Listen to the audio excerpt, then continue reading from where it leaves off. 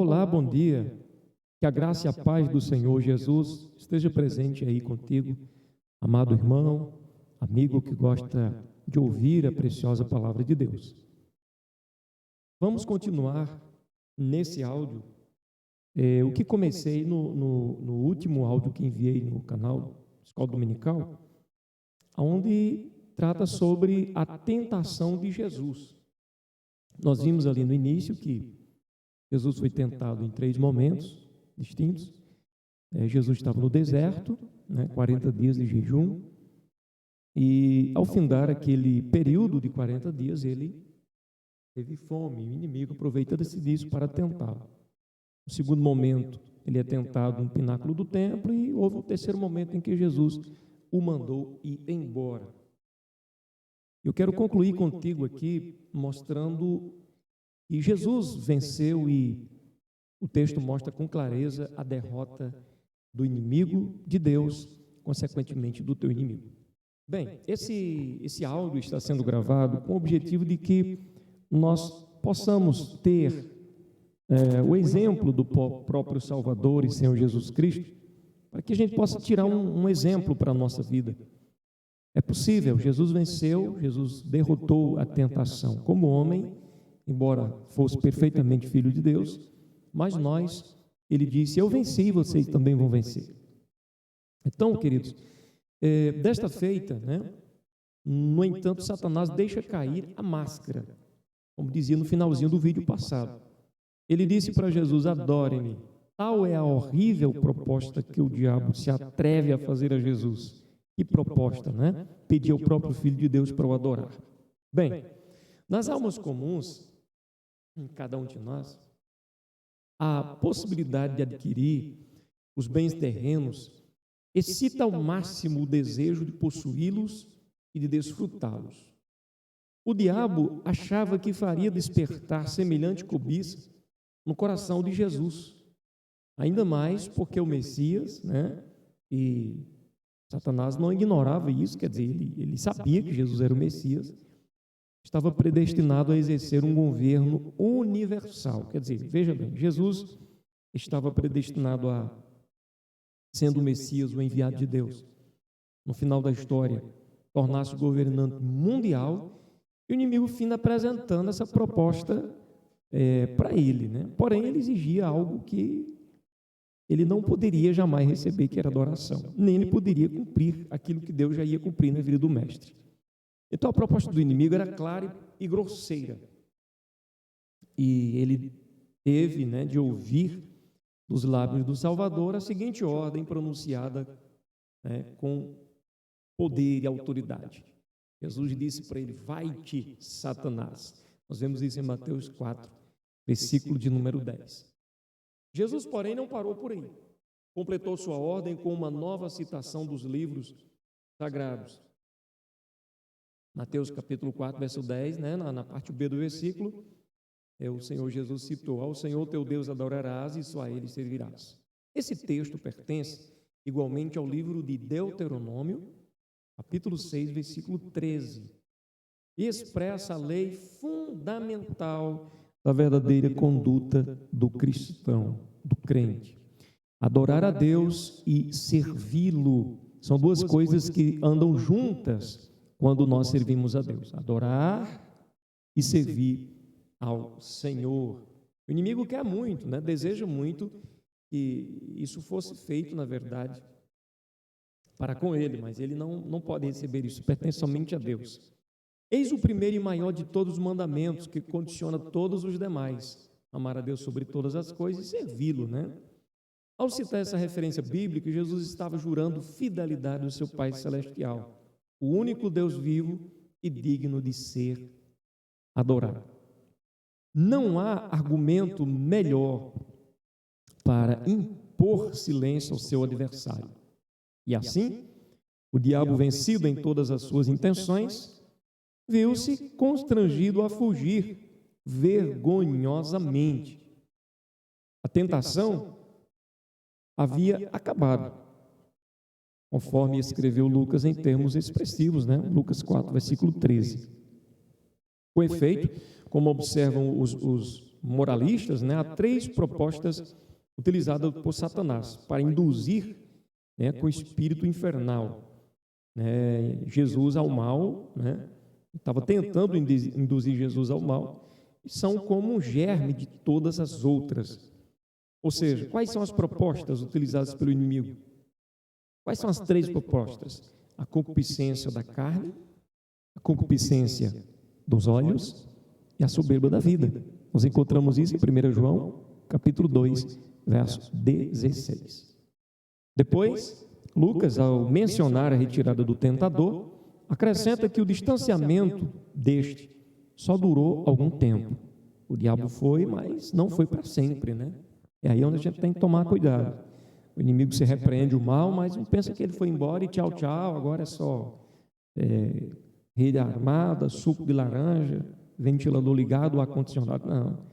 As tentações continuam, pelo menos enquanto estivermos na terra. Satanás, pois, não renunciou definitivamente à luta. E para voltar a atacar, aguardaria o momento mais favorável.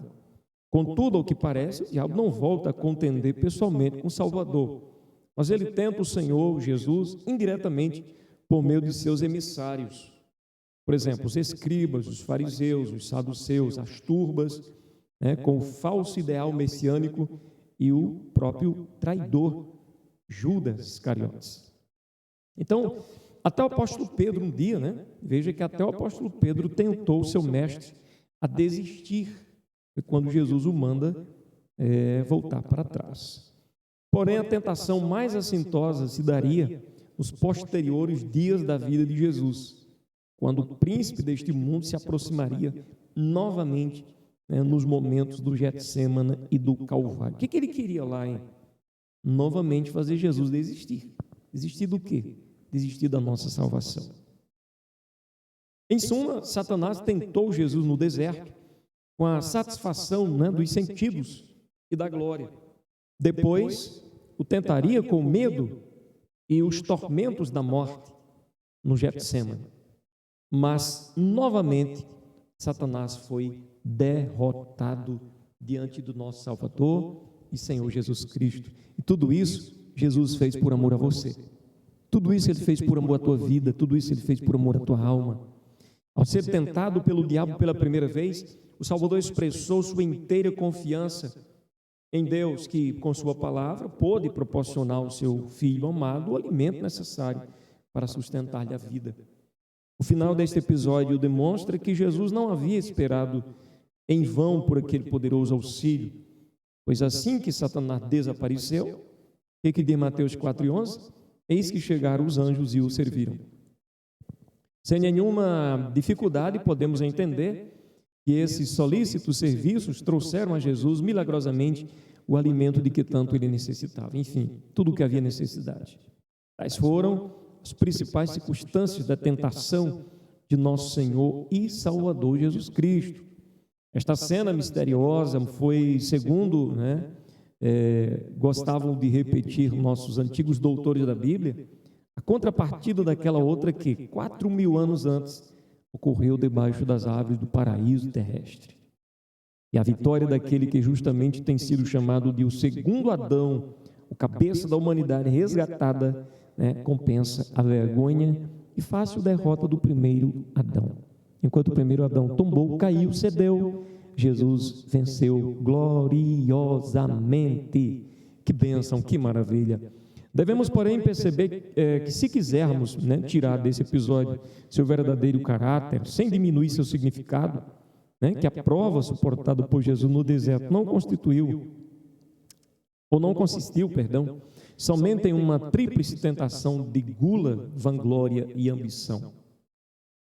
Foi muito mais grave e decisivo.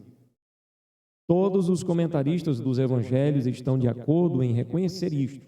Jesus foi tentado não como homem comum, mas sim como Messias, no exato momento em que, como tal, ia apresentar-se perante seus compatriotas. As imagens que o demônio fez brilhar perante os olhos de Jesus foram escolhidas com grandíssima habilidade para seduzi-lo, se isso fosse possível, claro. Veja que Jesus não foi tentado de qualquer maneira, com qualquer palavrinha, não. O inimigo pega toda a sua astúcia para tentar pegar o mestre. Devemos, então, repetir uma vez mais, pois trata-se de um ponto importante, principal da presente história. A maioria dos judeus de então havia desfigurado de forma torpe o santo e celestial retrato que os profetas tinham traçado do Messias, até torná-lo completamente terreno e desconhecido.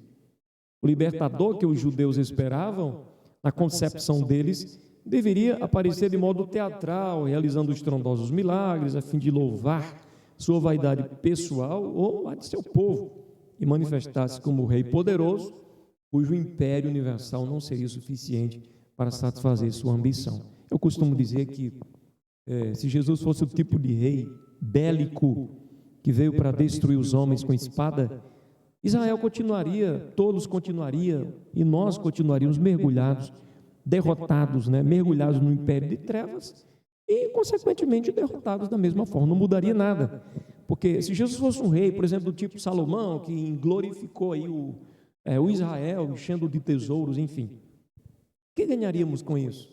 Tesouros, tesouros, mais tesouros, que na verdade não nos trazem tudo o que precisamos. Essa imagem messiânica, distorcida, foi a que o diabo, em seus 3 consecutivos ataques, propôs que Jesus realizasse. Satanás queria fazer de Jesus, como alguém já disse antes, um Messias, vamos dizer, pela graça de Satã, entre aspas. Por 3 vezes o Salvador rejeitou e condenou este plano de Satanás com base em 3 grandes princípios. Primeiro, mesmo como Messias, Jesus não se considerava livre das necessidades e provas às quais estão submetidos os demais homens, nem faria milagre algum para livrar-se dessas provas ou necessidades. Jesus sentia, Jesus chorava, Jesus se alegrava, se entristecia, dormia, comia, enfim, sofria, sentia dores. E ele veio para resolver um problema maior do que esse, que era o problema da perdição eterna.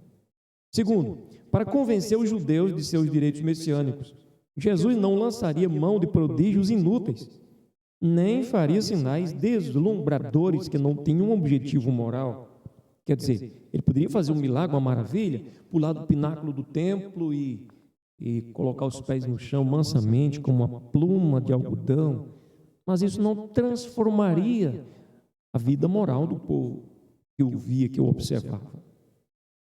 Apenas ele ia gerar, vamos dizer assim, ele ia gerar o quê? Um tipo de admiradores, e na verdade ele queria gerar adoradores. Terceiro princípio, o reino que Jesus ia fundar não teria nada de político nem de terreno, antes seria um reino espiritual, completamente dedicado a Deus. Em uma palavra, Jesus veio à terra para exercer a missão de Messias tão somente em consonância com a vontade do Pai, e não de acordo com os caprichos ou fantasia dos homens. Verdade é que isso custou a vida do próprio Mestre, pois ao recusar a submeter-se ao papel que Satanás lhe havia sugerido, a atitude do Nazareno chocou-se com os preconceitos de sua nação, que pouco a pouco levantou contra ele violentas ondas de ódio. Cada vez que Jesus repelia um ataque de Satanás, subia um novo degrau do altar sobre o qual haveria de ser imolado. Mas ao fim de sua gloriosa carreira, Jesus poderia dizer com nobre altivez que o príncipe deste mundo, o chefe dos demônios, não teve o menor direito sobre ele, pois nada tinha nele. Na cruz, Jesus declara dizendo: está consumado. A partir de então, Jesus estava ali vencendo o império das trevas por amor à tua alma, e hoje nós temos essa grande vitória, esse grande exemplo. Jesus foi tentado em tudo, mas nunca cedeu à tentação, consequentemente gerando aí a derrota esmagadora sobre Satanás. Satanás foi derrotado diante do nosso Salvador, em nome de Jesus. Que Deus abençoe a tua vida.